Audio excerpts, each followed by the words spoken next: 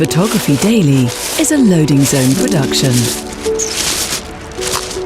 Second week in a row running, and I'm by the beach, well, by the sea. I'm on the beach by the sea, but this time I'm in Brighton on the south coast. I'm actually here because I'm recording an MPB special, which you'll hear in the coming weeks, with some special guests as well.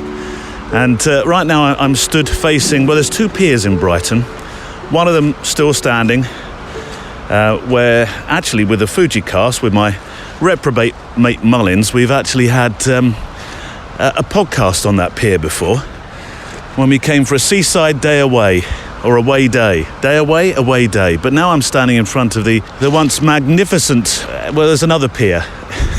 I'm going to say magnificent, but it's the burned down pier. It's the one that's just, well, let me get a picture of it. Hold on. It's quite low tide. So, and these clouds in the background are magnificent. There's a squall coming in. A squall. Spell squall for me. S-Q. It's not a spelling test, Neil. I know. Look, there's a slight reflection in the sand just before the pier. And you can see these twisted remains of the iron. Is it iron? Yes, iron remains of this once magnificent central pier in Brighton. Let me get a shot. 340 shutter speed, f5, ISO 160. There we go.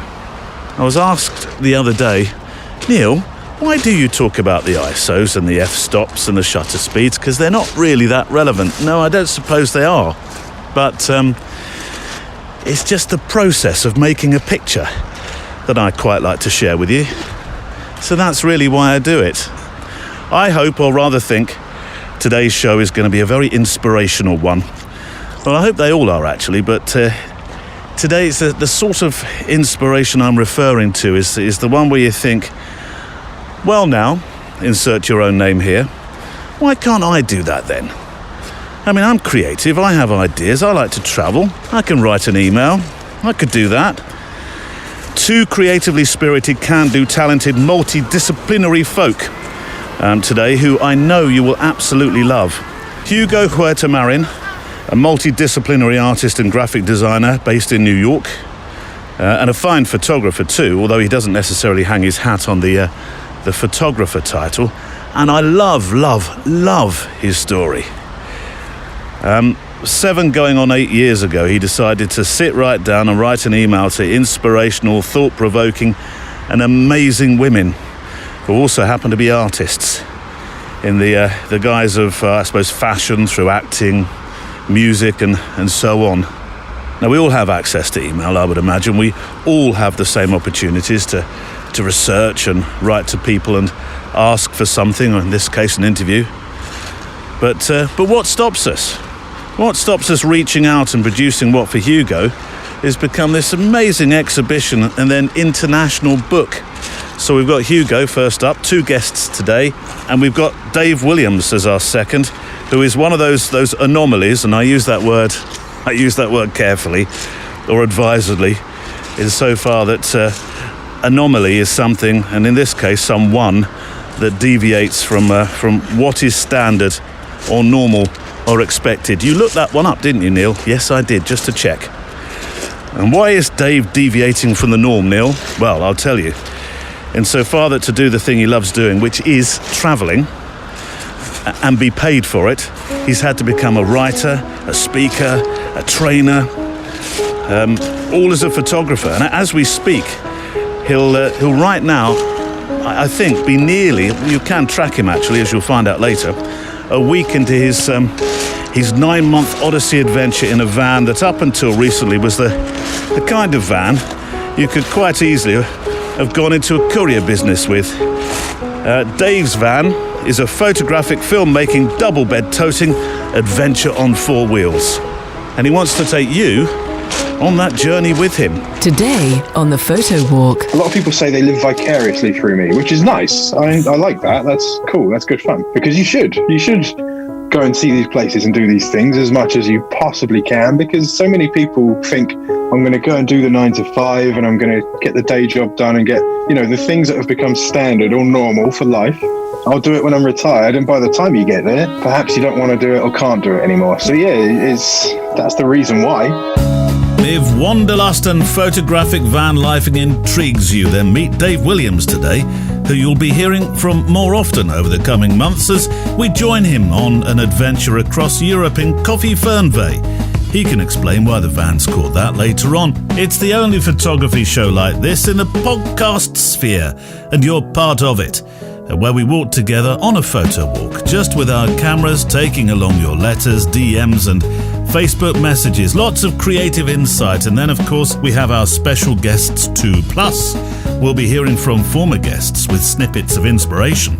Valerie Jardin is a favourite still, and today she talks about the light. National Geo shooter and storyteller Rolf Smith on the stories on our doorsteps. And Australia's street photographer Marcus Anderson talks about imperfection being okay. Stop worrying about perfection. So what are the letters about today? Well, I shall tell you in a moment. Firstly, though, think cameras for a moment. Lenses. Use cameras. Use lenses. I'm in Brighton today on our photo walk because I'm also recording an mpb.com special. We've been eulogising about them for a year now, and they are the #1 platform in the UK, the US and Europe, with bases in Brighton and Brooklyn and Berlin when it comes to buying, trading or selling quality used kit online. Now, I've been to the Brighton warehouse and I've seen exactly how much the team care about the kit you send to be sold and the kit they pack up to send to you when you buy, when you change kit. Now, that might sound like I'm just doing my job for a show sponsor, but I use MPB myself, so I was keen to see just how detailed they really are when they grade kit, how they prep it for coming out so you can change kit when you need to create.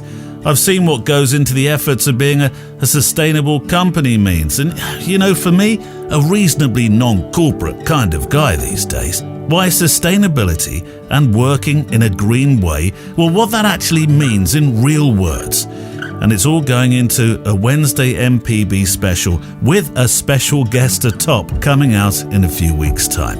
So sell the kit you're not using, trade it in for the kit you need to create with. Buy used, spend less and get more by going to mpb.com if you're in the States, the UK and Europe. We're also supported, handheld and produced because our patrons help guide the direction of this show by those who subscribe to our Patreon channel, and we'll talk more about that later. All patrons get the diary and extra book club episode weekly too. Right, today our guests, well, you've heard about them already in the intro, so let's see what we're talking about from your letters. Well, in a moment I'm going to do that thing government and politicians find very difficult, nigh on impossible to do: eat humble pie and apologise. Neil, don't get political. I didn't say which country, did I? No. I'm going to help you become Lord or Lady Photography. We have another reason, or story if you like, on why photography is such a powerful healer and such an important force in our lives. There's a great Insta for anyone who likes bikes and film shooting. We're looking for places that you're not allowed access to, the forbidden zone pictures. There's a brilliant letter from a photographer who did not dream that his life would change creatively just because he made a picture of a mushroom one day. You never know what is around the corner, or tree in this case. There's your pictures, more on the Community 365 project, and I consider whether to dive into the dark grey sea just off the shoreline of Brighton Beach here. Shall we walk then? Coffee and Garibaldi's packed? Check. Boots on? Check. Big towel if we go for a swim? Check. Spare batteries, cards and film? Check. Earbuds in? Check. Lens caps off, so let's walk. Brighton has all these seaside icons in terms of buildings, history. I talked about the West Pier just a moment ago, and I'm now facing the is it the Grand? Oh, Neil, you should have done your research here, but I wasn't expecting to talk about this. I'm sure it's called the Grand. It's a massive hotel next to a conference centre that, many years ago was the was the place where an IRA bomb exploded in the early hours at a Conservative conference, almost taking the life of the Prime Minister, Margaret Thatcher. And there's a very famous picture, and we've talked about it before on the show, I think, of Norman Tebbit being taken out by a stretcher. I think the story goes, and again, I'm working from memory a bit here, a lot actually, that Margaret Thatcher was up writing a speech that night. Had it not been the fact that she was doing that, I think the consequences, certainly for her life, might have been somewhat different. I'll try and remember to leave a link for that. Right, first link. Oh, that's a nice way to start, Neil. Thanks for the buoyant start. There's so many swimmers here, by the way, today. Brighton has various early morning swim clubs, and it must be the tail end, because I'm out quite early as the sun, in inverted commas, is rising. But they get up really early to do these swim clubs, and I'm determined today to go and speak to some swimmers and say why. Anyway, I feel for our first bit today, but a bit of personal housekeeping is in order. So before we even start this week, I have a very important apology to make. Remember last week we were learning to speak Yorkshireland. I mentioned Mally Davis, who is a most treasured and special supporter of this show, and darn fine landscape photographer too. And then I went and called him a Yorkshireman, when in fact he is a Lancastrian, which of course, for those who know geography and the rivalry between those two close neighbouring fine counties of England, will know what a huge faux pas that was. A little bit of English history, which incidentally I think I did for O-level, but my history teacher, I'm afraid, didn't exactly leave me at that time with any great passion for the subject. O-level C grade, I think, if that. So I had to go look this up. In 1455, the House of Lancaster and the House of York, two neighbouring counties in ye olde England land, in essence, went to war until 1487. It was all over who would gain control of the throne. I'm king. No, I'm king. No, I want to be king. I'm king. It's not panto season, Neil, not yet. So two likely kings, Henry Tudor from the House of Lancaster, Richard III from the House of York. Cue the song. Anyway, long story short, the House of Lancaster, led by Henry, won, and he became Henry VII. We had a slight diversion. Surely not, Neil. Not one of your diversions. Not one of your digressions. We had a bloke who drank at the Rose and Crown, which is a pub in Hertford. You know, you have that pub where, am I supposed to say this? You know, that pub where you had your first, second, third, fourth pints before you were really legally supposed to do so. And I believe that years on, the Rose and Crown is no longer there, so nobody's going to get in trouble for it, that's for sure. But there was a bloke what knew a bloke that drank down at the Rose and Crown, who had loads of dogs, and they were all called amusingly after the monarchs. And I'm pretty sure he must have had a Henry VII. Anyway, in this particular historical lesson, Henry won the crown, and then he went and married Elizabeth of York. And the two counties, they kind of kissed and made up. Quite literally in their case, if you pardon the expression.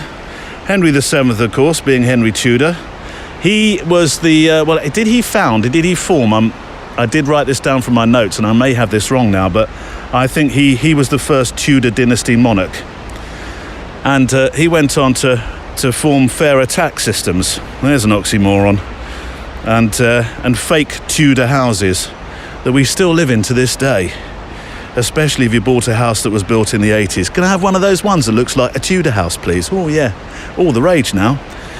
All these years later, though, a rivalry between Yorkshireland and Lancashireland still exists, and for fear of being taken off Mally's Christmas card list and having my invite to Braggart Sunday and Cobb Coaling revoked, please accept my humble apologies, Mally, and a free packet of Garibaldi's. Anyway, first bit of important housekeeping done. Here's a letter, photographic one now, from Rob Merkiston to kick us off this week. Hi, Neil. a little feedback on the recent episodes. It was lovely to hear you speak to Simon Baxter, in particular, since I've been following his YouTube channel for quite some time now. It was very interesting to listen to the episodes with Valerie Jardin as well. I wasn't familiar with her work. Very nice to hear her outlook on photography and be introduced to her photos as well. Moreover, your pictures and the accompanying story regarding the defensive fortresses in the Thames estuary gave me a very welcome further insight into a story I read about called Sealand in the Thames estuary a while ago. Unfortunately, I can't remember in which book, but I love the pictures and the story. I'll probably be sending you some images from a recent-ish photo walk a couple of weeks ago within a couple of days. Does that make sense? I think I'll have my snaps sorted by then. Best regards, Rob. Well, I was hoping to put those pictures on the show page today. As always, of course, we put your photographs on the show page. But Rob, you didn't send your pictures. So there we go. Challenge set down. I want your pictures by 7 p.m. tonight, Rob. Thanks very much. And never say snaps, by the way. Don't we have a rule about snaps? Photographs. But the Principality of Sealand that you mentioned, or Sealand land as we call it these days, it's one of these micronations that has been built on a fort, an offshore platform in the north. Well, it wasn't built; it was there. It's in the North Sea, just off the coast of Suffolk. Ruff's Tower. It's another sea fort like the one or the ones we visited on the photo walk, or the photo swim, or the photo cruise a couple of weeks back. But this one is not deserted. This has a population of 27. They have their own stamps, they have their own currency, they even have their own national anthem, which I sort of toyed with the idea of playing to you, but I decided to spare you that in the end. But here's the bit that people love. If you ever want to be a lord or a lady, you'll know that for the most part in this oldie way of living, in this country anyway, you need to be a politician passing through the House of Lords. That's the politest way for me to say it. Or the title gets passed down through the family, or maybe you're at the end of a long line of historical claims, such as the long, but sort of connected relative of somebody in the House of York or Lancaster. Or, and you'll like this bit, or in the case of Sealand, you can, because of the fact that the people that boarded it years ago, late 60s, climbed aboard and raised their own flag, which really upset the UK government. They now have an independent state, and you can actually buy a title through them. And I looked it up because I thought that would be fun. Lord Neil James of Sealand Land. As the blurb goes, we offer you the chance to become part of Sealand's aristocracy by buying a Sealand title. Peerage titles give you the opportunity and achievement of a lifelong dream for many. Become a lord or lady for £29.99. Buy noble titles. Friend of mine, I don't suppose he'll mind me mentioning his name, Ian Govia. He bought a title. I'm not sure it was a Sealand Land one. I think actually I'm pretty sure he bought something Scottish. So now he's Lord Govia, and he says it's amazing when he wants to be upgraded on an airline or get into a restaurant that you normally have to wait 6 months for. Anyway, Rob, you mentioned, let's get back to photography.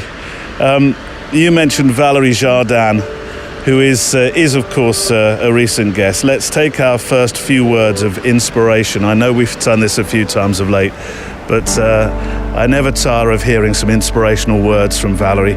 Here's Valerie Jardin. I always tell my students, there is no bad light, there are only bad photographers. So you really have to make the light work for you. So if it's harsh light, well, great.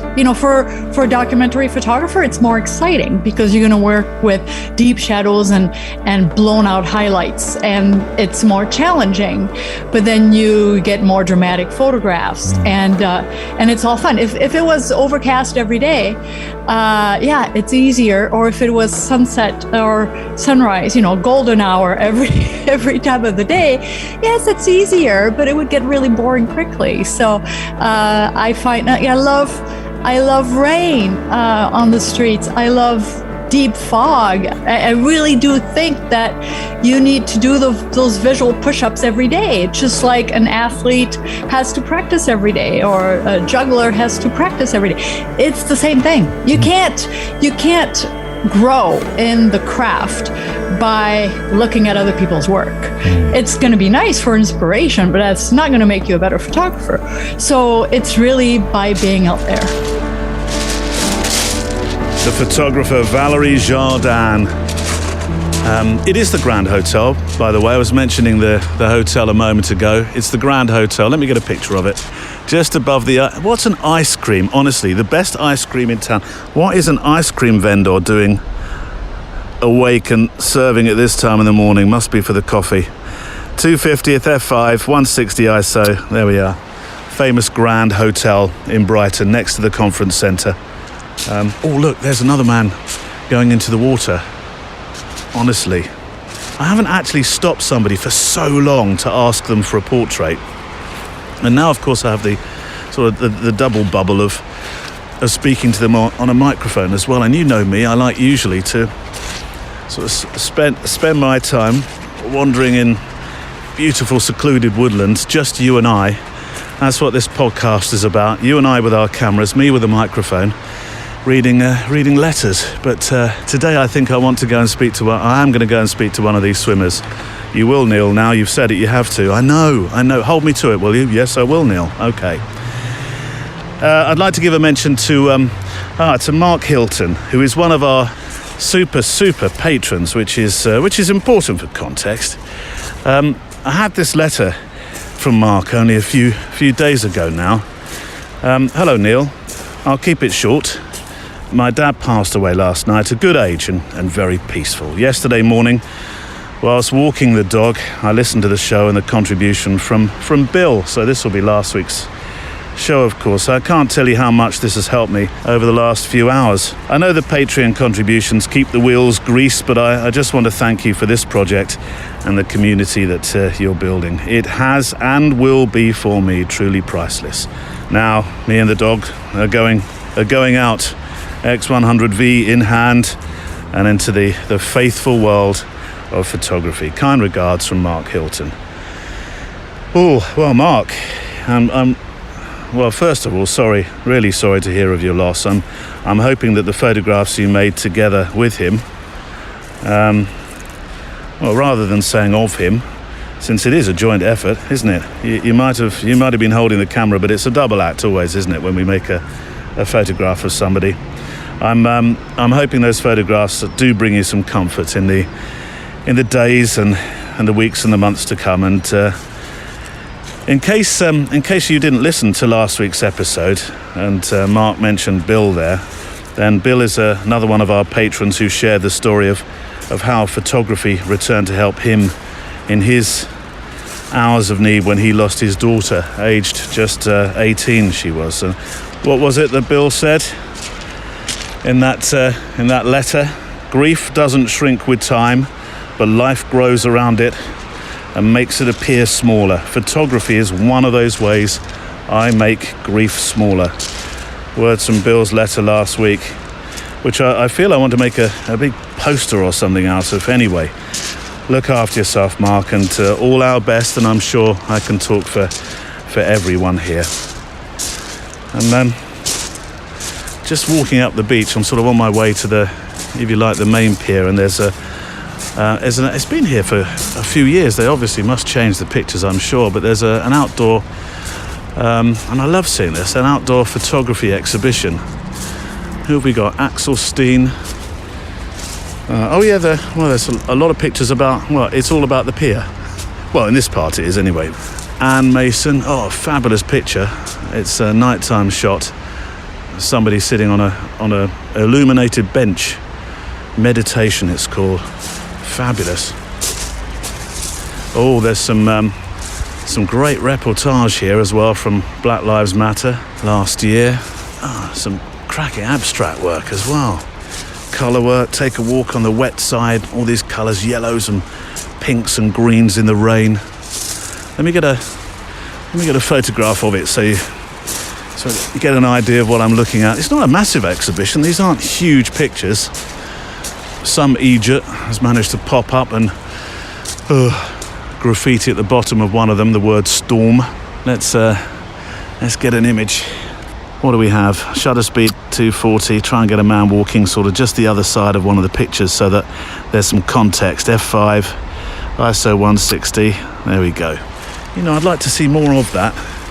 Of course, this year we earlier during the year with Photo Swindon, we were one of the partners in the exhibitions that went around the parks, centre-ish of England, down a bit to the west.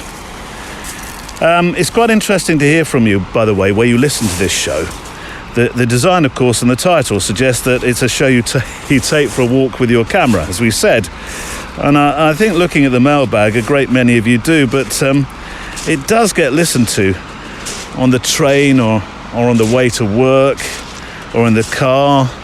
Bill Nastrin, I know you made a flight within the States listening to it only a month ago. You must have downloaded it. If you manage a walk up and down the aisle at least once during the flight, then that's the... I think, Bill, I'm going to make you the first officially recorded photo walk at 35,000 feet listener. There we go. There's no medal. And the Garibaldis were all snaffled last week. Or by Mally when I sent him his packet. And in the Patreon Zoom chat a couple of Tuesdays back, our resident cyclist Dan Phillips suggested in Instagram that for cyclists who listen to this show while pedalling up steep hills, because they never seem to be down, do they? It's always up. Then I think this Instagram will suit you down to the ground, especially or only if you use film, if you practice film photography. And I will link to this in the show notes. There is an Instagram. It's at Bicycle Film Club. Bicycle Film Club. So far, or at least when I looked it up, it just had 14 posts. But it's for 14 posts, it has 498 followers already. It's not a competition, Neil. I know, but it's just some sort of context on how much it's captured people's imagination, really. So I wanted to be 500th. I hung around for a little while. This is sad, Neil, I know. I hung around for a little while and refreshed a few times to see if I could possibly be the 500th. But I couldn't be. And the rules are very, very simple. You cycle with one roll of film per month. So this is the rule. One roll of film per month. That's what you're allowed in your camera. You stop at some great somewheres to make some pictures. You pull out your film camera at these great somewheres. You photograph where you are, dev the film, scan it, and then some of your pictures could well be featured. There is a way to submit your pictures, which is explained on the profile. It's probably easier for you to read that there, but as I say, I'll link to it today. But I thought that was a glorious idea. Now, I know immediately who to turn to for some inspiration at this point. Do you remember the National Geo shooter and the writer, Rolf Smith, who during the original UK lockdown, unable to travel anywhere because usually he would spend his time going to these incredible places to make equally incredible stories, decided to get on his bike and photograph just miles from his home, not far away down the coast here actually, making these incredible self-portraits of himself on the bike, surrounded by these amazing vistas. But the most important point of this was that everything was on his doorstep. But being Rolf, and I don't think he'd mind me saying this, being a perfectionist and wanting to make work that he would be entirely satisfied with personally, meant he set himself the occasional uncomfortable challenge. I had really wanted to get this stretch of lane with some huge old oaks in heavy frost. Yeah. And there was a morning when it was about -5, and I rode by starlight about an hour and a quarter, hour and a half to get to this place. Freezing. I mean, it was cold. Yeah. And I spent half an hour, 45 minutes shooting this particular scene, and rode back home feeling fairly satisfied. And I looked at it and I could just see that the camera angle was I needed to have lowered the camera a quarter of an inch, and it would have made all the difference. And I couldn't look at those images because it bugged me. So the next morning, it was fortunately still very clear, bitterly cold, I rode all the way back out there and redid the shoot, came home. This time, thank goodness, I was satisfied. But I'm a very stern critic of my own work. That's Rolf Smith, proving that a photo cycle can be a good way to enjoy your passion of photography.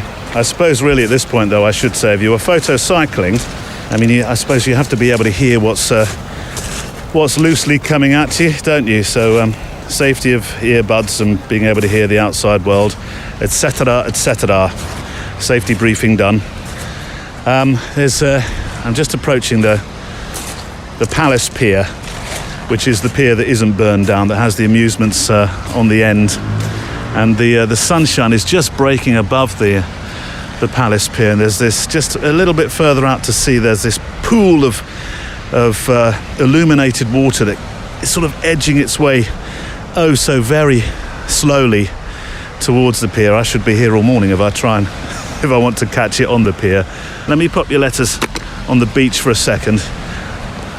I want to get a picture of this I hope it comes across, this sort of illumination heading towards the pier. There we go. I'm going to have to darken down. I'm underexposing by 2 stops now, so the pier becomes fairly silhouetted against this angry looking cloud, this oppressive looking cloud. The sunshine just illuminating just behind the pier itself. I'm really hoping there's a person walking into the shot as well, which will make that a further silhouette just to the bottom right of my frame. But I think she's being really polite, waiting for me to get a picture. No, I want you to keep walking. Shutter speed 2000, f5, ISO 160, underexposing by 1.5 stops. She started walking now. I'm going to wait for that moment. Unfortunately, though, the sun is just going in while she's walking into frame. You never get everything, doing everything you want all at the same time, and just to completely ruin the beautiful ambience of this moment with the sea in the background and me describing the poetry of the sun above the pier. There's an ambulance. Well, doing its job. Right. I think it's my first guest is going to come in a moment, but first a letter from Slovakia land, and we seem to be enjoying a few more Slovak listeners of late. This is from Martin Dolog, and I'll share his pictures on the show page today. Hello Neil, I live in Slovakia, close to the Danube, and often go for a walk with my X100V. Snap, Martin. Martin's not a very Slovak name, by the way. Not that you have to have one. You can't have a name like that. That's not very Slovakian. No, but it's not, is it? Martin, or is it? I don't know. I'm doubting myself now. Anyway, once on one of my walks, I found a strange forbidden sign, and I decided to find as many as I could after that and take their photographs. Zakaz in Slovak means forbidden. I imagine it'll be an interesting theme for a month to take photos of all kind of banned, no entry, etc. signs around the globe to see what's not allowed where so explicitly. I would imagine, yes, that's a great idea. No entry signs of the world. It's a book in the making. There are some places, of course, you probably shouldn't take pictures of no entry, forbidden, don't step here. Instantly coming to mind is Area 51. Raise a camera at a sign in Area 51. And you might be invited to go and speak to some people you'd otherwise not planned to, I suppose. But please keep going, says Martin. Commuting to work and back home is enjoyable thanks to you. Well, Martin, it's enjoyable because you're there. It would be a fairly lonely show if you weren't. But I like the idea of a possible theme there. So, Hugo Huetamarin. I love a story where the spirit of what am I going to call it? The spirit of beautiful can-do shouts at you. Some might call it naivety, and I think naivety plays a great part in invention, doesn't it, in creativity. Being naive is the way that I frankly became a broadcaster. because I just would not accept the word no. Oh my word, hold on, I have to take another picture. Now the sun is really above the pier, and there's a flash of light coming towards me on the ocean. I'm still not sure that looks... Oh, I don't know. Maybe I'll pop that sketchbook one up for you. But yes, so naivety can be a good thing. It's not, you know, I think sometimes the connotation around the word naive is rather negative, and actually it can be a really positive word. It's a mother of invention word.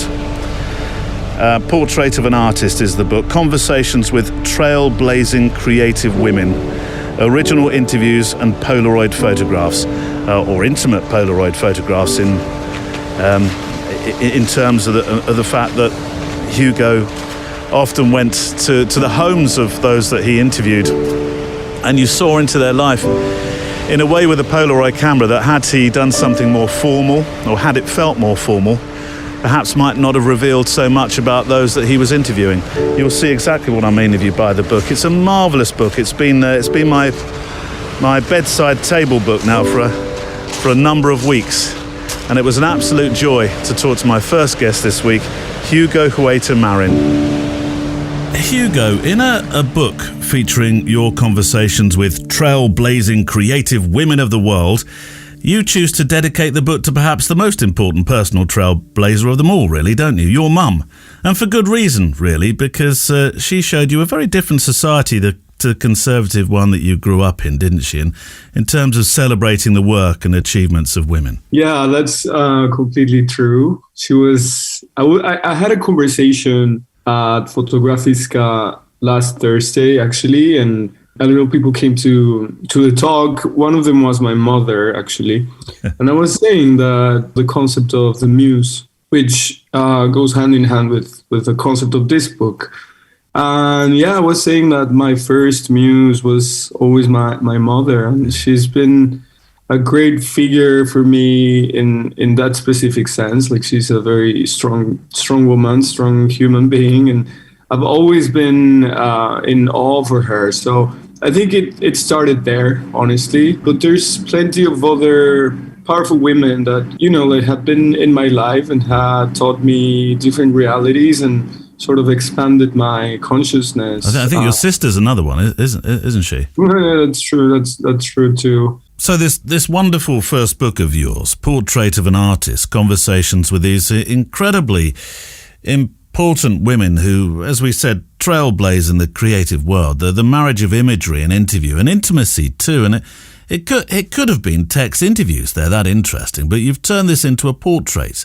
What is it, Hugo, about the concept of a portrait for you? I like portraits, and I feel a portrait is not only a photograph. It can be an interview. It can be even cut locks of hair of people and scan these, and you know, because they have like all the DNA information. So I've always been working with a portrait.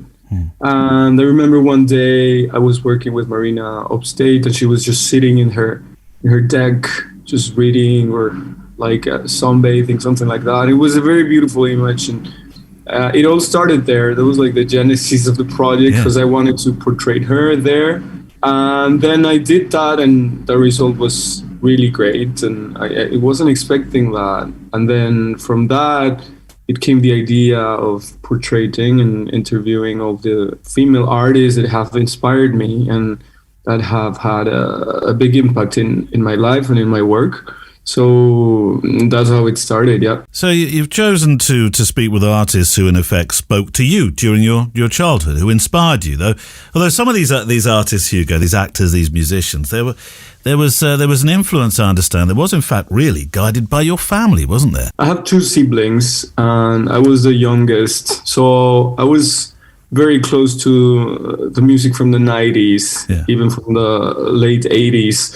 I was listening to that all the time in my house while I was growing up. So I was totally into Eurythmics and, you know, like they all have influenced me in a certain way. And I can tell you that I love film. So when I was a teenager, I started looking at, you know, like past films that have like sort of evolved or changed the game in the film industry. And I remember Catherine Deneuve was one really important figure to me, to how she really broke the mold, like in back in the day, and she was really bold within choosing her characters and just really pushing the envelopes. And honestly, the project has evolved. It took me 7 years, and so there are artists there that I've admired all my life, but also some that I discovered through the years. And one is Twigs. I remember her album Magdalene was incredible for me.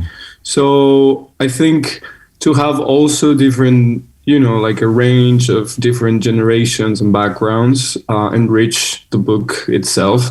Collectively, it has a voice, obviously individually, but also collectively. You're part photographer, part creative, part graphic designer, part art director. There's many strings to your bow as well. And, and this, as you said, was a 7-year project. Did you know it was going to be a long tail project? Did you start knowing what it would even become? Once you'd had the idea, thought, maybe there's a book in this, or maybe there's an exhibition. We'll come back to the exhibition in a while. But did you have any idea at that stage that it was going to become? Not at all.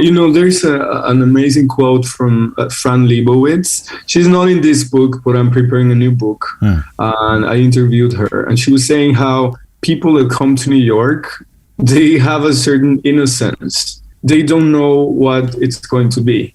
So they actually, take risks and they jump and they actually made it sometimes. See, that for me is one of the most exciting things about this book, that you came at this project from a point of, and I'm going to use this word advisedly, naivety, beautiful naivety, that you simply emailed the most incredible people out of the blue and said, I have this idea. There was no fear, no reticence, no kind of, I can't reach out to them.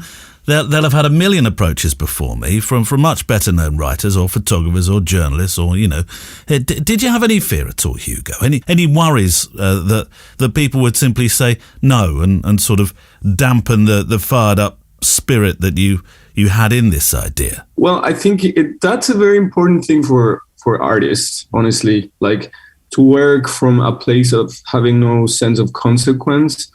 I think it's really important, because then otherwise, if you have all these ideas and conceptions around the projects, they caught creativity in a way. Yeah. So no, I didn't. I was completely just making it happen, and it took me a very long time. But I think at the end, it was worth. And to me, it was more an exhibition. I saw it more as an installation of portraits. Yeah.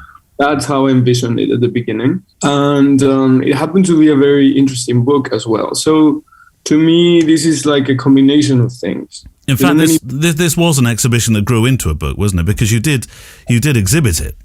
Yeah, exactly. And actually the first part, because I made the first batch, just 7 visual artists. That's how it started. Yeah.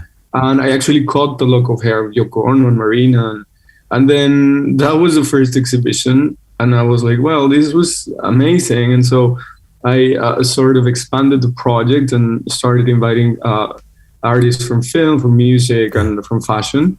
So yeah, it was always meant to be an exhibition. And actually, just in case anybody's listening is thinking, did he just say he cut their hair? You did, didn't you? You took locks of hair, and so that really was more for the exhibition, wasn't it? But exactly, that was more an art project. Yeah, nobody seemed to mind. But as you said, excuse me, Yoko Ono, if I can just have a lock of your hair as well, that would be fantastic. Yeah, and you know what? I think it was easier with a visual artist because they sort of get it, like. Yoko Ono has used hair for many of her works, and they just understand it. I'm quoting understanding a little bit better. And for the rest, I changed the concept a little bit, and I stopped cutting hair. With each interview or conversation comes this collection of Polaroids, which is fantastic. I'm intrigued you're a photographer. Why you chose that route? Why you chose the Polaroid route? In terms of technical stuff, I think Polaroids are really great for this specific project because you don't need like artificial lighting. You don't need retouching these images. They're a very candid and really natural and organic image. And I thought from the beginning it would make sense. So if I'm having this super, like organic and natural conversations, it wouldn't make sense to have like artificial lighting and sort of an editorial portrait. To me, it wouldn't make sense. So I chose a Polaroid, and it also fits, like it's cohesive with the whole narrative of the book. And how did those within the book, like Tracy Emin and Angelica Houston as well, Julianne Moore, I mean, they're used to being in studios with photographers. And you mentioned Catherine Deneuve just a moment ago. How did they take to that experience of the Polaroid? I remember there was something I read where you felt quite nervous about approaching Catherine with the Polaroid and showing her the pictures that you'd made. Yeah, I mean, Catherine Deneuve, first of all, I think she has a very strong reputation of being really, she's been portrayed by the greatest photographers of the past century. Like everyone has taken her picture, and obviously she's used to that. She has a sort of expectation from that. So I was a little nervous, but again, I tend to be very chill. Like my energy, I feel is very chill. So I think people also feel comfortable with that.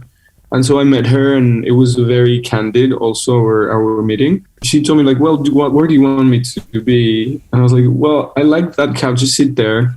She took her newspaper and started reading. And without noticing, I started taking pictures because I saw like a great image there. And we were laughing because she was like, I wasn't even, aware of that. And she liked them a lot. Yeah. So I think, it was what I was telling you before. I think if you work from a place of no fear and not like being super self-conscious of what you're doing and just follow your instinct and your intuition as an artist, I think the result is going to be good. Well, you certainly learn a lot about the people through reading, I think, more informal conversations. They seem to relax and let a lot more go in that respect. A couple of the interviews revealed how alone some of those you spoke with actually feel. In particular, you asked Yoko where she went to be alone, which in various guises was a question or theme that emerges during the book. And she said, I'm always alone. And I think a lot of artists feel that way, don't they? It can be very insular being an artist. And I think that comes across with some of the conversations in your book. Oh, absolutely. And, even it's already happening to me, and I'm obviously not in the same level work-wise of all these extraordinary artists. But I have had sacrificed a lot. Sacrifice is a very strong word. Yeah. But it's true. You make decisions, and sometimes the work demands a lot of your attention and a lot of your time and a lot of your personal insights as well. So definitely, I think also Tracy Emin was saying that she really lives for her work. Many artists, I think they think that way, and I think it's the way to go. But it's hard. I think the life of the artist is a lonely life, and being in hotels all the time, and just traveling and being with yourself is. Yeah, it's quite something. An entire conversation, I think. Having such intimate conversations with these women, who threw you the widest curveball? So an answer to a question or moment where you weren't quite expecting it, because you do manage a level of vulnerability through the book. Is there one particular? It's a very difficult question to ask you when you've got so many people in the book, but somebody. It's even easy because many of these answers, I was surprised by them, and. Not only in their personal life, because this book is not about that. It's more about how they deal with concepts. But I was really interested to, for instance, learn about how someone like Cate Blanchett, she uses theater to perform in film. And I revisited the work, and you can see that actually, or Marina saying like, for this performance, people thought I was just sitting there in a chair looking at people, but in reality I have to train my body through months and months, and like she was only drinking water at night, so she cannot, use the restroom during the day. She had to be there sitting for the entire time the museum was open. So you visit that, and then you can. I was surprised because you just see the tip of the iceberg sometimes, and you cannot see really the depth of and the commitment of these artists to their work. You end most conversations in the book with the question, not always, but there's quite often, what is the most honest thing you can say about yourself? Annie Lennox talks about being authentic, or at least trying to be. Carrie Mae Weems said that she was terrified, but she makes work out of that deep terror, which I thought was fascinating. I keep returning to Yoko, I'm sorry, but I'm a big fan. She answered that question. What is the most honest thing you can say about yourself with just 4 words? I am a woman. I'm going to turn the tables on you, actually, and imagining now that I'm in your apartment with you, interviewing you. I don't know. Let me ask you. What is the most honest thing that you can say about yourself? I am persistent. Hugo Hueta Marin, and I will of course link to him and the book on the show notes on the show page, which of course is linked to in this here app.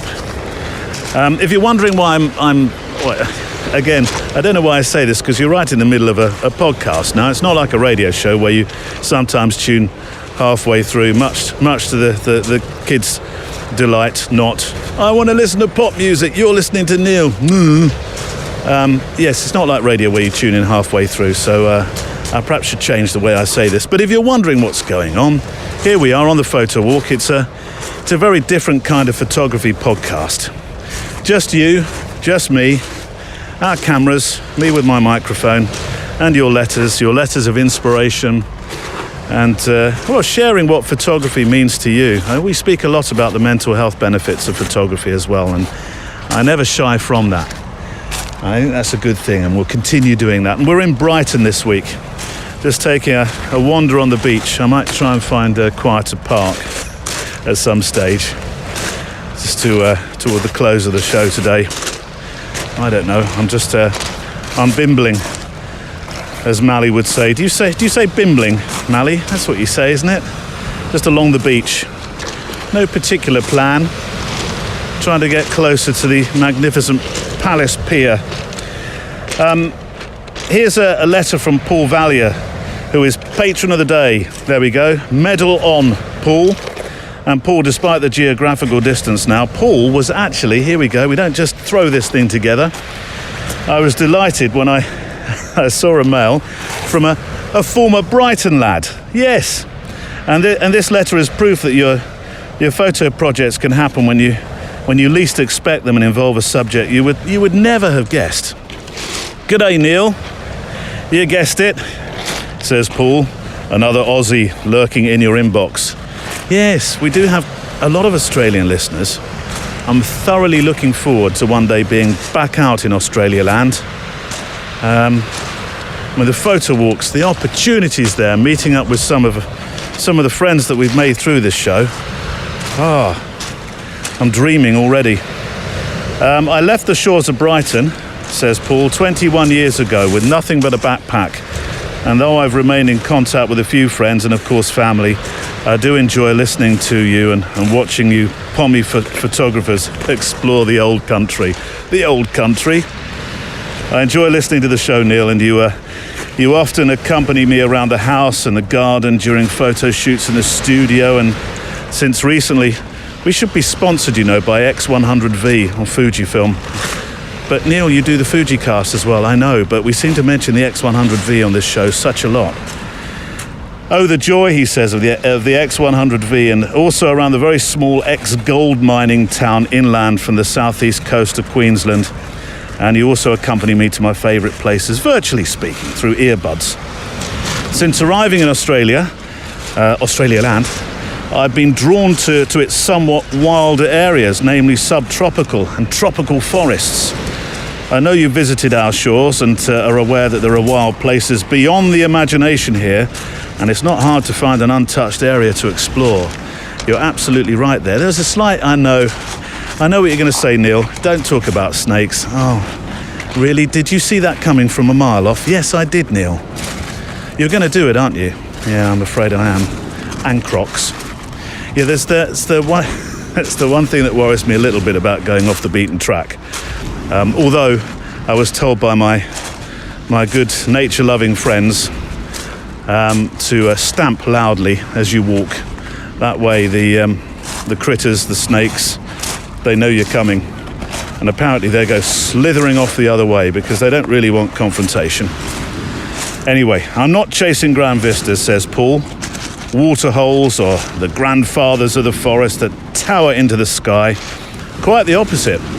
My eyes are firmly fixed on the forest floor, my pace being that of an old man, which I feel I'm not far off becoming these days. My chosen subject doesn't move very fast and can be found throughout the world. What could this be? Plants? I don't know, insects, reptiles? No, Neil. The mighty mushroom.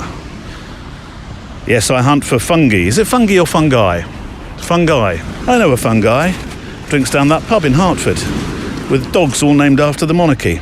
Yes, I hunt for fungi, and I've found a few over the 6 crazy years I've dedicated myself to this photographic passion. I shall give you my Insta so you can go look and poke around it. Instagram.com/mycelium magic. Mycelium, MYCELIUM magic, all one word. I'll link to it. It's been a mad journey. I started when I found a blue mushroom in a local national park. It was an amazing looking specimen. At the time, I didn't really think much about it. I made a photograph, posted it on Facebook, hoping to get a name for it. Well, in the next 48 hours, pandemonium broke out, positively erupted among mushroom fans and mycologists, not just here in Australia, but internationally. It was crazy, exciting even. See, now there's words that if you don't photograph mushrooms, you probably wouldn't have put mushroom photography and pandemonium and excitement all in the same sentence, would you? But Paul has. Debates over its identity began and went on into the early hours of this mushroom picture that I'd put up. Eventually it was decided it needed to be collected. A mycologist would meet me on site and we would make a collection for science, which is now housed in the Queensland Herbarium with a few others I've collected along the way, under a permit, he says, of course. And so began this wild ride into the world of fungi. I know a fungi that used to. Don't do the joke again, Neil. Thanks again for what you do. Love the show. Absolutely love it. I've recently become a patron. So enjoy the cuppa and fly biscuits. Catch up with you soon. McVitie's chocolate bickies rule. Cheers, Paul. Yes, you can love McVitie's chocolate biscuits. You get the McVitie's one in Australia land, do you? For me, though, every time, it's got to be a Garibaldi. Dead fly biscuits, as they're otherwise known. Thank you, Paul. And in case you're thinking, surely Paul must be exaggerating about the following. Best part of 18,000 followers now. Extraordinary Insta project and profile. And well, if you look on his Instagram, you'll see these incredible macros of insects. Some of these mushrooms look, they don't look anything like mushrooms. It's like abstract paintings, some of them. You've got these small beasties that look like, they look like the alien eggs from the movie Alien. And then you've got these beautiful, delicate blue ones. And frankly, they look like models. Some wouldn't look out of place on the Great Barrier Reef under the water. And then I noted a couple that looked like the kind of thing kids, or boys mostly, I suppose, would laugh at if they saw in a textbook, or definitely in a biology lesson. That one looks like a great big no. Thank you, Norman. We know. Thank you for being a grown-up. But thank you for sending the pictures as well. You'll see those on the show page today. Yes, go and look at his Instagram. But equally, you'll find these incredible pictures on the show page today. And it just goes to show that you never know where your photographic inspiration is going to come from, do you? You really don't. 1 minute you're 1 minute you're minding your own business, taking photographs of nature just because you think, oh, there's a nice tree, there's a nice walk, there's a nice view, there's a nice vista, and then bang, there it was all the time waiting for you. Mushrooms. This photography thing never ceases to amaze me. It really does, or really doesn't. Right, inspiration. Well, we don't have another mushroom photographer. I can't think of any that I've spoken to.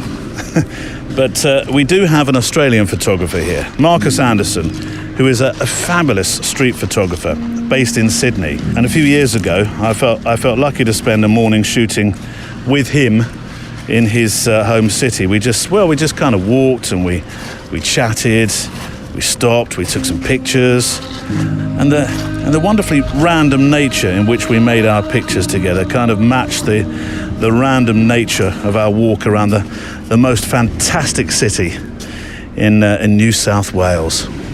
Well, I think one of the important things is that not everything has to be the greatest shot on earth every time. When you photograph elements, whether it's a project, whether it's on the street, every image can add to a project. It doesn't have to be a perfect image. It can be something abstract or strange or odd. It didn't work. And you just catalogue that and you keep it. And that can fit somewhere if you're thinking in terms of bodies of work. The randomness of imperfection is something that can be used for many things. And I think, the people trying to do perfect exposures, people are obsessively looking at lenses and saying, this lens is the sharpest lens I've ever shot in my life. It doesn't matter, because what does that achieve? It doesn't achieve anything. It's what you create overall, the feel, the mood in that frame that counts. So for me personally, don't worry about equipment, just get it to work, just keep enjoying it, and I keep moving forward. I think that's an important thing. If you're a photographer, you've got to move forward. That it's good equipment. Obviously, you don't want to shoot through a Coke bottle. You want to shoot something. Hello, birdie. You never see a little lorikeet. Yeah. They're. We only see pigeons in London. Yeah, lorikeets. We get pigeons here, but there's one on demand. Yeah, here comes one. But especially over on the northern beaches, you get them in the morning. You wake up and there are lorikeets everywhere. Sometimes when you're very quiet in the morning down near the beaches, you just listen to sound, and the sounds of the birds and the water or the ocean. You can hear from far off. It's peaceful.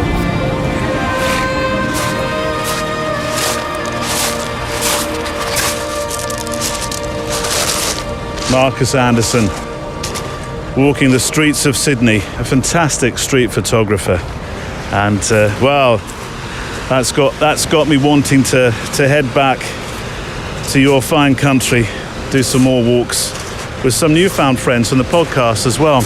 You might remember me talking about Daytona when I went to America Land.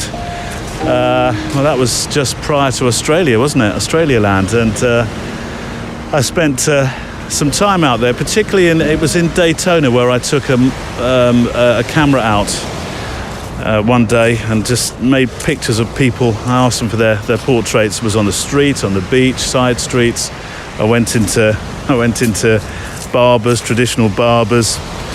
Once you'd made the first picture, I know that reticence of street portraits is that you've got to go up to somebody and say, can I make your picture? Can I take your portrait? And there's always the chance that they may say no.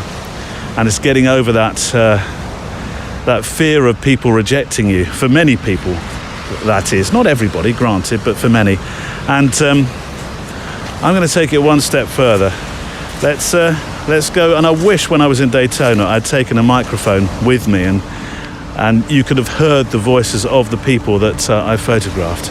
So, microphone in hand, camera in hand, I'm determined to go and there's a few people here. I'm determined to go and speak to those that take an early morning dip in the sea, famously take an early morning dip. There are two ladies here that I'm going to go and talk to because they didn't so long come out of the sea. They're standing there in their long jackets. Hello. can I doorstep you, so to speak, on the beach and ask you some questions? You've both been swimming, because I saw you, and I thought at the time, they must be mad. This must be... are they on... Well, I'm using that word very carefully because some people use this, don't they? Because they do it for sort of mental health benefits as much as anything. That's why. So I need to know your names first of all. Lady in the hat, looking really. Well, you're not cold actually. You look. You're wrapped up. You're wrapped up. You've got a white hat on. You look really warm. Yeah, I am. So, sorry, what's your name? My name's Jess. Hiya. Jess and Millicent.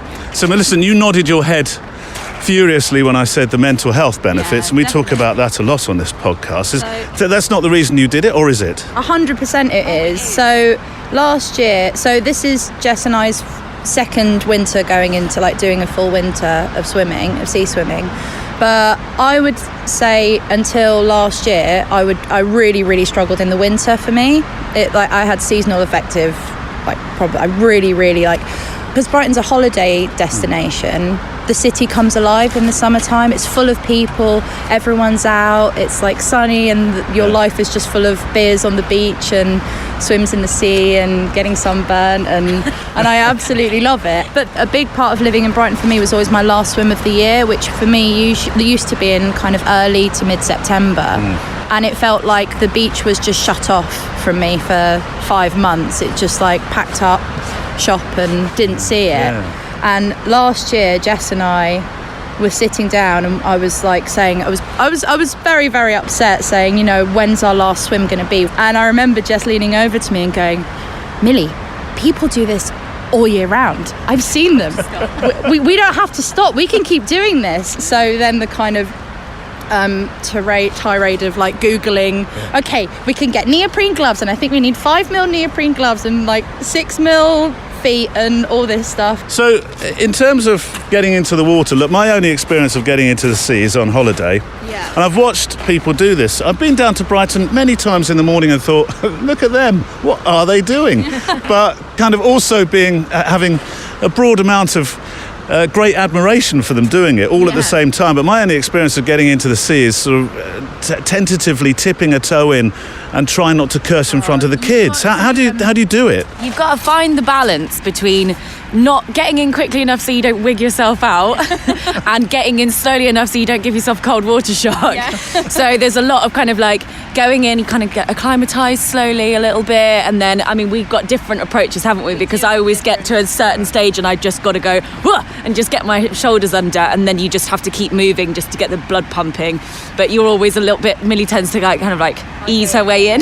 Is there an advantage one way or the other? Should you just get on with it and throw yourself in? Noise as well when you do it. Yeah, that's all part of the fun of it. I so wish I'd have got you first of all, because I'd have got the noises of you. I'd have got the noises of you going in, Millie. What's so magical about cold water swimming is that you have to be connected to your body. You have to listen to what your body's telling you. So Jess and I spend the whole winter going. That's why we always swim together. You have to listen to what your body's telling you. If your body goes into cold water shock, if I say to Jess, I don't feel right, that's it, we're out. We're out of the sea. Even if you've been doing it for a long time, like we have, it can catch you randomly, can't it? It doesn't matter, and it's so unpredictable, the sea. Has it caught you before?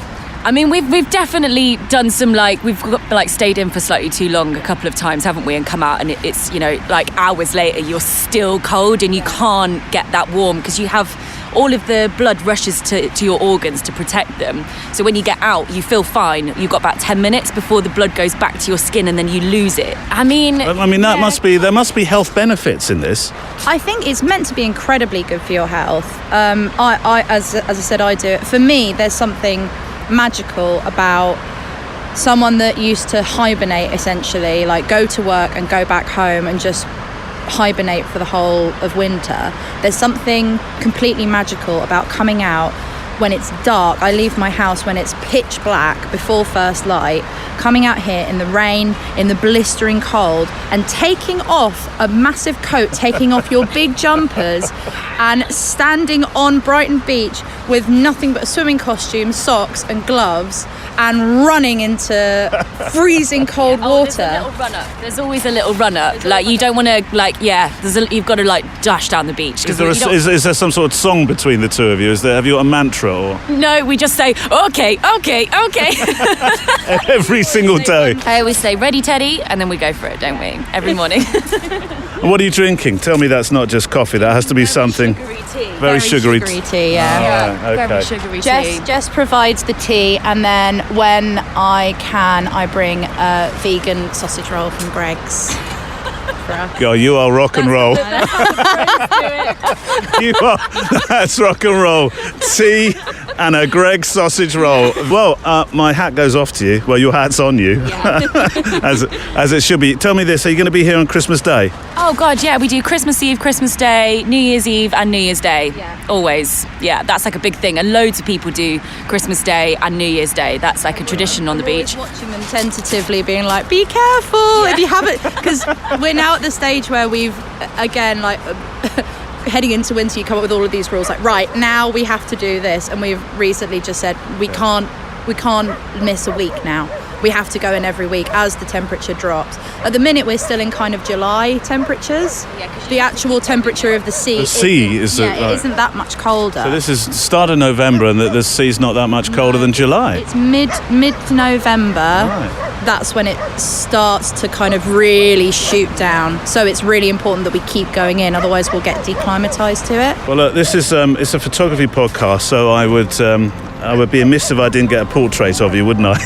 So could you be next to each other? Because you might have to stand up and come and be next to Millie. Right, okay. Millie just said, I wish I'd worn a bra now. I don't know what difference that makes when she's wearing a thumping great big jacket. Right. I have to talk into the microphone while I'm doing this. I know it looks strange to you, but those listening will completely understand. But I'm going to say shutter speed 100th, f5, 200 ISO. Millie and Jess looking very happy with themselves. Perfect. Thank you. Amazing. Yeah. And good luck tomorrow. Thank you. And the day after. And the day after that. Thank you so much. See you later. Bye-bye.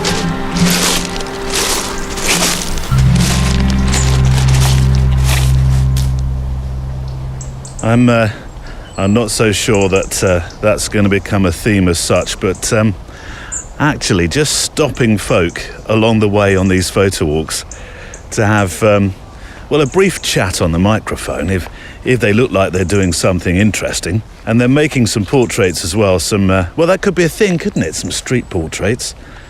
It might be interesting to share our experiences, you and me. You and I and you. Grammar, Neil, grammar. There's those experiences of stopping people to make street portraits, or in my case, countryside or seaside portraits. It might become a thing. Who knows? Right. Before our second guest, some of your pictures to feature on the show page, which we like to do. We like to feature your pictures, the pictures that you've been making on your photo walks. Let's start with our very good friend Zishan Khan, who's a very precious supporter of the show, who hasn't featured for a while actually, but he's still out there. He's making his street pictures, and actually recently he's been working on this extraordinary lighthouse project across parts of America, and I've seen some of the work that he's done. And maybe, I don't know, perhaps we'll have an opportunity to chat with him about that project and see how he went about it. Perhaps it could inspire similar things. But on the show page today, Zishan shares some of his photo walk pictures from New England. Just to confuse it, New England land in America land. I might have to drop this land soon. Has it done its thing? Our good friend Eric Delorme suggested that it had a couple of weeks ago. But sometimes when you start something, there's a momentum to something silly, something eccentric, and it just kind of carries on. Anyway, back to New England. New England says Zishan is going through unusual rainy weather in these pictures. I took a photo walk in Portsmouth, New Hampshire. Now, I know Portsmouth well, and I'm not just talking about the Portsmouth that's close by where we are today, just along the coast.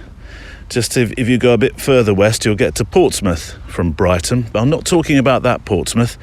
I'm talking about the one that you're photographing in here, Zishan, with your pictures that are on the show page today. Because I went to a wedding in Portsmouth. You didn't, Neil, did you? Portsmouth, New Hampshire? Yes, I did, actually. So I know the church you're about to mention and the pictures that you feature today. I know exactly where you are in the world. It is a small world. Although the pictures of the church that you made, that's the big, really impressive church in Portsmouth, isn't it? The one I went to was South Church, which is 292 State Street. I just looked it up for you. Anyways, as Zishan says, the North Church in downtown Portsmouth has a fairly high steeple and gives the entire square its character. I hung around a few street corners to capture these photographs using the Leica Q2 monochrome. I have a few other New England cities lined up in the upcoming weeks. Let's call this set Wet. I think as you see the pictures that Zishan's made today, you'll agree that that's an appropriate title for that set of pictures. They'll be on the show page today. And one from Matthias Fox in Germany land. Hi Neil, hope you're doing well. You mentioned Magnum's Harry Greuert a short while ago. Now, Harry's surname, I've heard that pronounced so many ways, and it talks too by renowned photographers. If you live in Europe, you might well pronounce it Hyatt, but it has a G. Oh, Neil, come on, don't you know this? Well, I like to think I do, and I like to pride myself with trying to get names right. And I do some research. If I see a name and I think, oh, hang on, I see a bump in the road coming along here, let's do some research, watch some films, find out who's calling what, who, and how. But on this bit, well, you know who I'm talking about, Harry, the Magnum great. Anyway, Matthias says there's a great documentary on YouTube, now including English subtitles. He says, I own the Blu-ray. It's Dutch with French subtitles. It's a good job you didn't give us that one. We would be in trouble. Well, some of us would be. So I've got the YouTube. It's a fantastic film. I've got the YouTube link, and I will put that on the show page so you can go and watch that film for yourself. But it's a fabulous film. And thank you very much, Matt, for that link. Harry famously said, didn't he? And I think we mentioned this before when we talked, as you mentioned, talked about Harry before. This phrase has had me pondering, actually, particularly after our conversations about the overuse in photography of the word story. Everything's a story, isn't it? We had this conversation a few weeks ago. Is a plate of food a story? Is a picture of a cliff a story? Is a landscape picture a story? But we've been down there. Let's not walk that road again. But this did have me thinking about it, because Harry said there is no story. It's just a question of shapes and light. And anyway, right at the start of this documentary, which I've linked to, there's an extraordinary moment at the back of a tram where Harry is photographing from. He physically, he does say sorry just prior to doing it, but all the same, he physically moves a teenage lad's head out of the way so that he can make a picture. And the lad, I think, is sitting with family on the back seat, and they all look at each other in a somewhat surprised way. They can't believe he's just done it. But they have a chuckle about it. And I was left thinking, oh, hang on, if that would have gone on the back of a tram in Blackpool, the teenager may well have had something to say about it, and probably wouldn't have been something you wanted on a YouTube film. But I did chuckle as I watched it. Watch out for the moment. It's not far in. You don't have to sit through much of the film before you get to that one. And I am still left saying out loud, "What did you just do, Harry? What was that about?" Anyway, it's a wonderful film. I'll leave the link. So Matt has been out photographing, inspired by the work of Harry, Magnum's Harry and others. He says, recently I tried to apply a so-called cinematic style to my street pictures, which is more than just adding black borders at the top and the bottom, or letterboxing, as it's also known. I attached some examples. Hopefully you like them. Feel free to show them on the Photography Daily website. Well, I will, Matthias, I will. Best regards, thanks for your efforts with the show, from Matt. But the letterboxing on these pictures, so you'll also find Matt's pictures on the show page today. And I was, well, to start with, I thought, well, cinematic, I could take the letterboxing off, you know, the black and at the top, the black lines you get at the top and the bottom, that are you know, very cinematic, aren't they? They sort of they say anamorphic and widescreen, don't they? And I very almost snipped them off because I thought the pictures spoke for themselves. But then I looked at them again and I thought, yeah, actually, I quite like their inclusion. No, I really like their inclusion. So I've left them on. And they do indeed look very cinematic. And if you're sometimes thinking, well, what could I do with my street photography to make it look just a little different today, to experiment, to try something different. Well, there's an idea for you. Have a look at it. And I'm not suggesting that the photographs would look completely emotionally or subjectively different if they didn't have this letterboxing and they didn't resemble that sort of very anamorphic cinematic style that they do through the letterboxing process. But actually, it's a what a fascinating experiment. Cinematic street photography. And I think it worked very well. The Misty Lane one, fabulous. And then the shot in a cafe, or it's a simple box of, I think it's napkins, isn't it, on a table in a cafe. And because of its just beautiful simplicity, I think it's wonderful, very cinematic. So go and look at those today. They'll be on the show page. Right, let's have our final guest today, Dave Williams. Now, I got introduced to Dave Williams recently, and it wasn't actually long ago, and I will link to his work, his website, and his new adventure, which he's converted an old Sprinter van to go make pictures for, well, he's hoping up to 9 months in Europe. A few complex Schengen problems to navigate around for those that understand the Schengen thing. Oh, let's not go down that road, Neil. No, you're safe. We'll make it a photographic, not a political show today, shall we? Yes. So yeah, he's hoping to go for as much as 9 months, and who knows, he may stay longer. And he's starting this photographic van lifing journey in only the coldest part he could possibly find, the Scandic regions, which in deep winter is terrifically cold, particularly when you go to the northernmost reaches of Norway. But this is, I love this story, and I so enjoyed talking to Dave, and it was only last week, and I've kind of pushed this one to the front of the queue in some respects, because I'm hoping to speak to Dave a lot more over the coming months as he makes this journey. So it's almost going to be not so much a Where's Wally, sorry Dave, but a Where's Dave. Yes. You can tell me off for that one when we meet. You'll probably forget when you get back home that I ever said that, Dave. So yeah, we're going to follow Dave around Europe, and as he says, you know, it's not possible for everybody to up sticks and just convert a Sprinter and take it on a journey around Europe to make photo stories and write stuff and do some commercial photography. No, it's not possible for everybody to do. So he's hoping you'll live that adventure that you might like to have made in the similar spirit, I suppose, to Dave, but you can make that adventure with him. And to that extent, he has a GPS tracker, and I checked it this morning, and he's just gone from Denmark now, edging into Norway.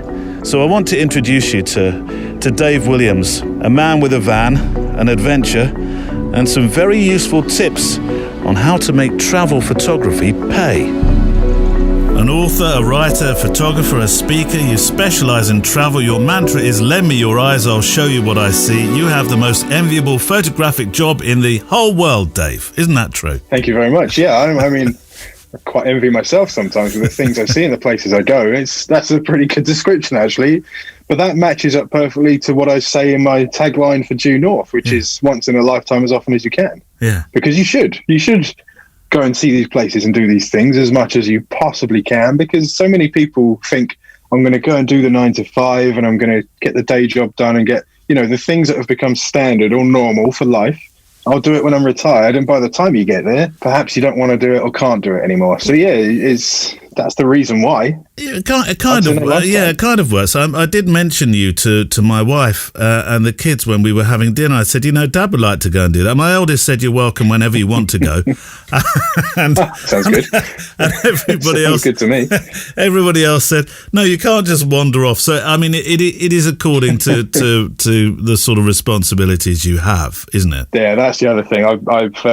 I'm in a position where I can. Yeah. I've kind of forged the position, but there are other things like, lack of kids and all that sort of stuff where I can do this.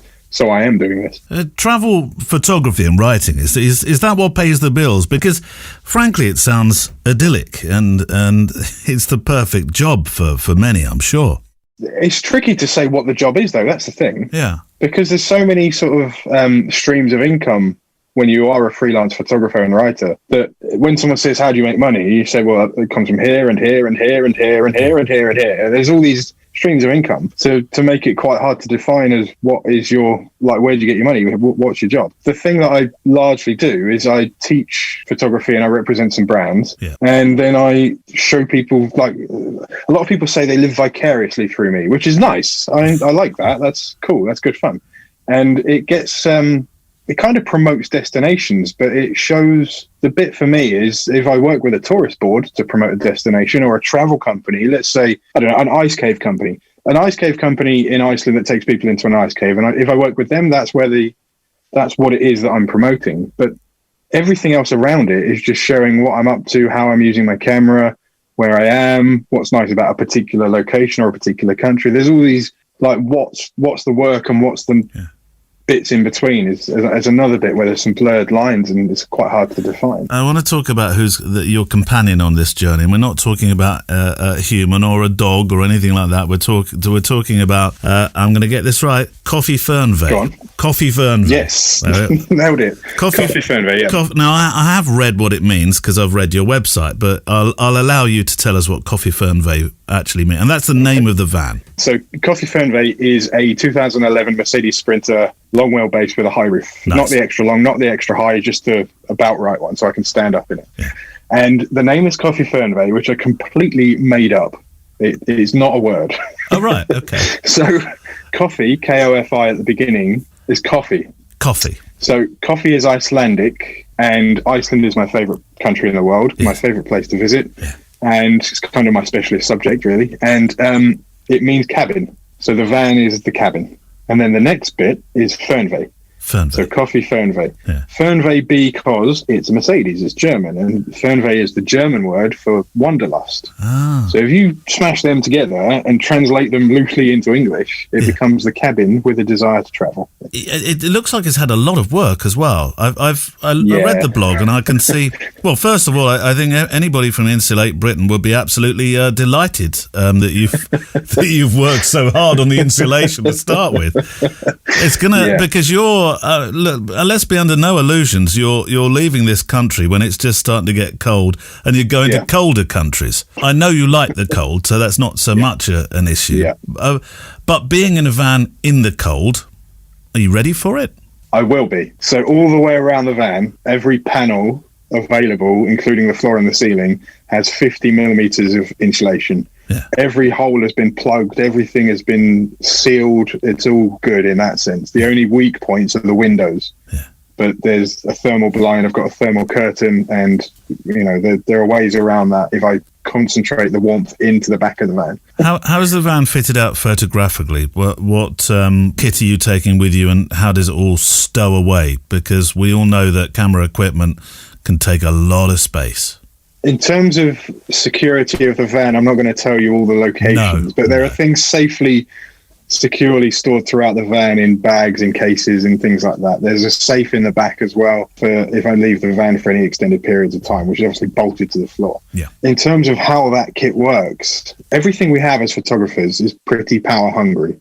We need batteries charged. We need things plugged in all over the place. Yeah. So I've just installed another battery. So I'm up to 300 amp hours of lithium batteries, which is the same battery that you've got in your phone or the same battery that's in a Tesla, that kind of a battery rather than acid. And that powers the whole 12 volt system. And most of the things we own will charge off a 12 volt supply. They'll plug into a USB socket. Laptop needs a bit more oomph because it's got a 60 watt charger, and a few other things need a bit more power. So for that, I convert the DC to AC power to run through a normal household socket, which is done through an inverter in the back, and that runs at 1100 watts. It still doesn't take loads of power, but based on lack of sunlight, because everything I use, or the majority of the power I use comes from sunlight, I needed a second source because there's going to be about 2 weeks of no sun. For that, there's a DC to DC or a battery to battery charger, which takes the power from the engine when the engine's running and decides whether to charge the house batteries or the van battery or the front batteries or the back batteries. And that's far smarter than I can explain as well. I don't even know I know it's doing it very cleverly and it's making the most of the power I've got. And then where does everything go? Well, most of everything that I put into the van initially, I had a space for it. It had there was a gap there, a gap there, a gap there, whatever it was for the drone, the camera, the video stuff, whatever. Yeah. But I found that actually I'm using everything so often that it's usually got to be to hand. So everything's been completely redesigned in that sense, in that I want to be able to grab a GoPro. I want to be able to grab the drone. I want to be able to grab the Nikons, whatever it is. Everything is completely changed through the first couple of months and the trip I just did to Scotland of experience of how wrong I was about my storage solutions. The only thing that hasn't changed position is the printer. So I decided I wanted to be able to print on location. So I took my A3 printer, Epson XP900, and put it on a sliding drawer under the bed so I can pull it out, plug it in, and print wherever I am. Clever. Which I think is pretty cool. What is it about van life? What is it about adventure that appeals to you? I was always going away for a week or so at a time, renting a car, paying for a hotel or an Airbnb or whatever it may be. And so I was paying for the flight and those two things. And that's hundreds of pounds. And so if I booked a hotel over here at point A, but I wanted to shoot at point B over here, 200 miles away, and point C over here, 100 miles away, but I was stuck in this hotel here that I'd paid for. I'm then paying for all that fuel as well, and I'm kind of restricted in being able to, like, if I go to point C, I can only really go once. If it's 100 miles away, it's a 200-mile round trip. And so to get rid of all those expenses and to make life easier for myself and to be at home when I'm on the road, if I'm in a van, I don't need to pay for the hotel or the rental car or the flight. No. I have other expenses, but they're not those big expenses. I can go to point C and I can stay there as long as I need to until I get the right situation, the right circumstances to get the photo I wanted to. This all sounds very logical, and you've obviously thought it through, Dave, but you're going to be away for up to 9 months, and I'm not going to shy from the basics of just living each day, washing, brushing teeth, spending it. Well, you know what I'm asking. What about all the basics, day-to-day basics? I mean, you must have been asked this a few times, I would imagine. Like, the biggest question is, where's your shower? Cooking, toilet, so washing. There's a toilet in the van. Yep. There's a chemical toilet. I need to empty it, let's say, every week to 10 days. And that means go to a campsite and give them a couple of quid to use their chemical disposal point. So that's easy. Yeah. Water, I've got a 28 litre freshwater tank. And I use that. I'll put any water in that because that's for cooking and washing up and stuff and washing me. That's that water. So then I'm drinking from bottled water, which costs next to nothing. 17p for 2 litres or something at cheap supermarket. And showers, you have a cat wash in the van. And then every couple of days, there's a service station or a campsite or somewhere. There is so many places. If you actually look around for showers, every time you go to a motorway services, there's a couple of showers in there. There are showers everywhere. True. And so that saves me the weight of more water, the space of a shower, and the running cost of a hot water pump or hot water heater. in the van. So, I mean, all the problems are quite easily solved as long as you're willing to do these things. There are some people that will just say, I can't have a shower. If I don't have a shower in the morning, that's that. Well, I don't stink, but I don't care. I'll go to a shower later. What do you like with your own company?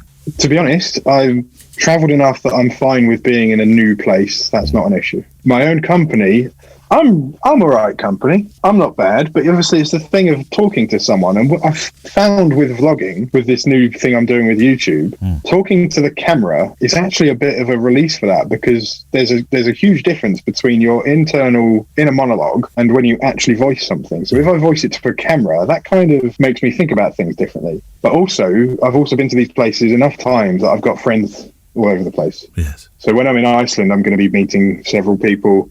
When I'm in Norway, I'm going to be meeting several people. There are people involved along the journey. Photographically, people can follow you, can't they? There's a tracking. I saw the tracker. I started to track you. I can see you've not gone far at the moment, obviously. No. But people can track you. And that's good, because that's for security, and also, and there's a double-edged sword on that one, isn't there? Yeah. Security for the van, security for you, I guess, and also that those that are beginning to follow you, because I would imagine you're hoping that your social media presence will now develop and grow because of this adventure. So, my big impact, if you like, is Instagram. Yeah. And so my new YouTube channel is tiny. This tracker, so there are 3 trackers in the van. That's one of them. And then the others are exclusively security. But this one, I bought a Garmin. It's a little InReach is what it's called. Right. It's a little handheld device, and it connects to the Iridium satellite network, and you subscribe to Garmin. And the reason I got it is because I take myself off to all these places on my own and disappear in the dark, up mountains, all these dangerous things. I figured I should probably make sure someone knows. And usually my go-to is my best friend Pete, and I'll text him saying, I was just about to go up this mountain. I'll WhatsApp him my live location. Yeah. If I don't have data, that's no use whatsoever. And so if I had this device, I figured that's me safe, and it's got a safe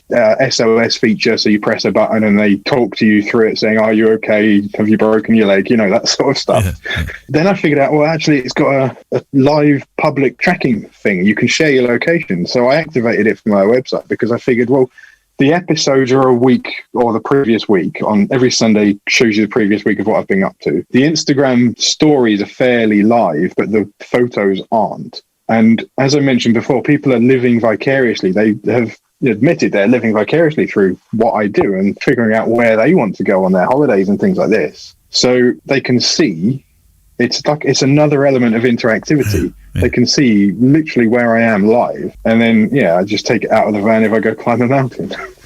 So I just thought it was a fun, cool, slightly different thing to do. It's a great idea.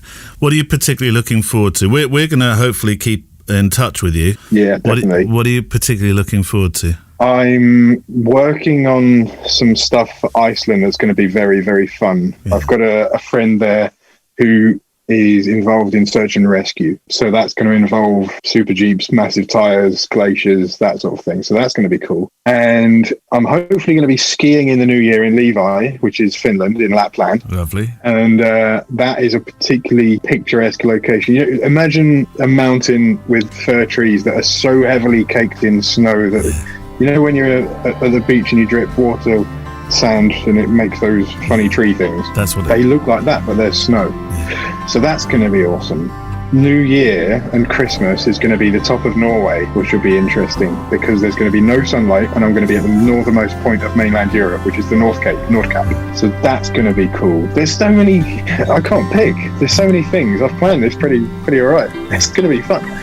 Well, we're hopefully going to live it through you. So absolutely, and we're going to stay in touch, and I'm really looking forward to talking to you more. Good luck. Get that van on the road. Get that heater in. I need the heater in within 2 more days, and I'll be off Channel Tunnel. See you later. Fabulous. Dave Williams, or I'll put a link, of course, on the website, but if you do happen to look him up and you haven't followed our link, don't get confused. There are other Dave Williams. It's Williams and Dave together as a package. Yes, there's a few others around, but he goes under the guise, the moniker of the web title of I Dave Williams, letter I Dave Williams. But as I say, I'll link to that today. So thank you very much.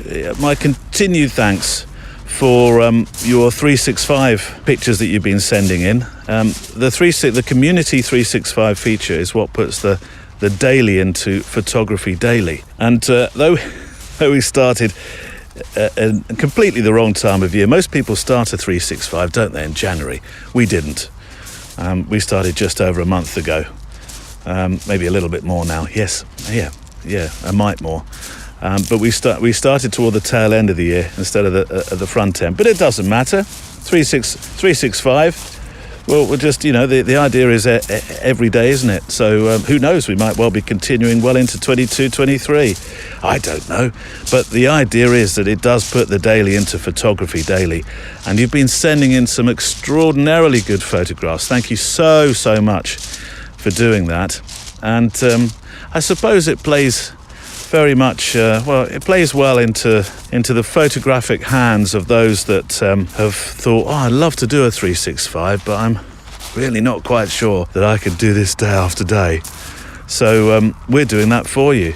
You can post several times. You don't have to just leave it to one picture. And as I've said, if we really start getting lots and lots and lots and lots, I mean, we've got a fair few now to get through in the coming months, then I might start posting up a couple a day. Who knows? That's the beauty of being able to make it up as you go along. So thank you for them. Keep sending them in. 2,000 pixels on the wide side, please. Send them to the email address studio@photographydaily.show. And for this particular feature, we're asking you not to watermark them, but of course we'll link to you. So do put your Instagram, your Flickr, or your website links. Put those in there as well, please. And if you can, no, not if you can, please tell us where the photograph was taken.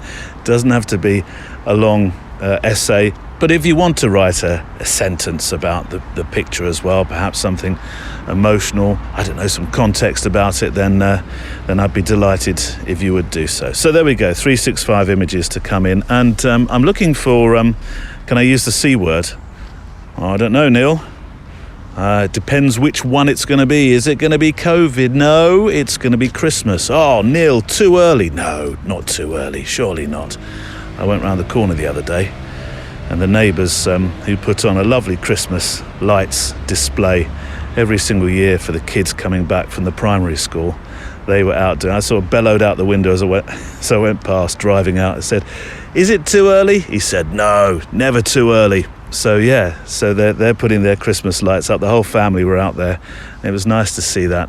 So yeah, if we can have some Christmas ones, let's get some seasonal ones going. I know different celebrations exist around the world, but that would be fantastic if you could do that. And also you can send your letters to that very same address, studio@photographydaily.show.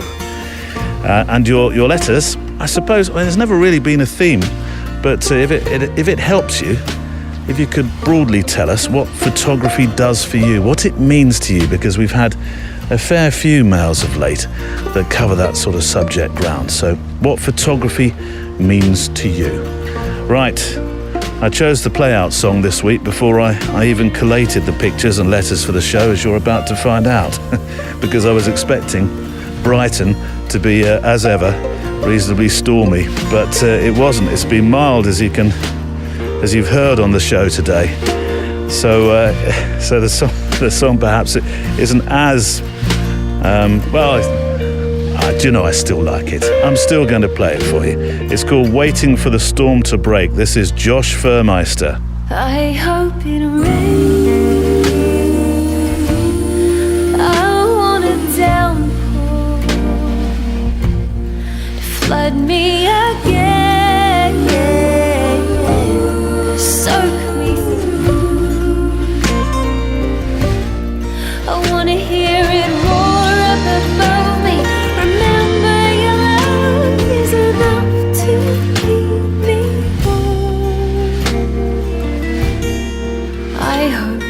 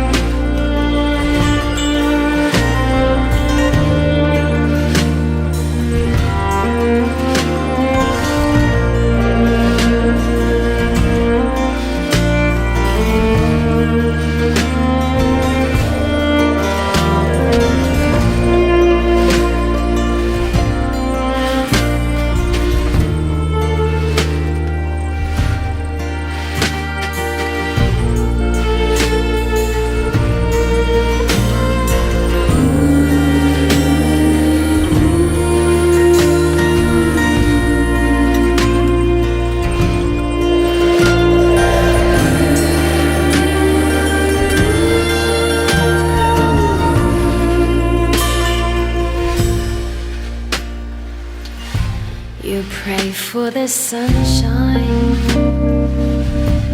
I pray for the rain. You pray for the sunshine, I pray for the rain. Flood me again, you pray for the sunshine.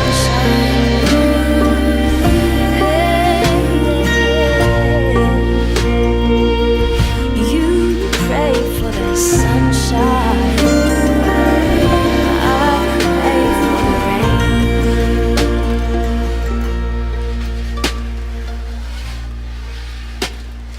I hope it rains. I want a downpour. Flood me again, just soak me through. I wanna hear it roar up above me. Remember your love is enough to keep me warm. I hope it rains. Josh Vermeister's Waiting for the Storm to Break. And that's it for this week. My thanks to our guests, Hugo Huetamarin and Dave Williams, and Millie and Jess, actually, on Brighton Beach too. Also to those who are patrons, which you can join through the link on the website, photographydaily.show. Just look for the support the show bit. And those wonderful supporters, tomorrow for you, it's more number 64. That's how many episodes you will have missed if you are not a member. In the diary piece tomorrow, The Art of the Humble Brag, making micro stories, because they're all around us every day. Hugo is back to talk about finding confidence, just a bit that we held back in the interview.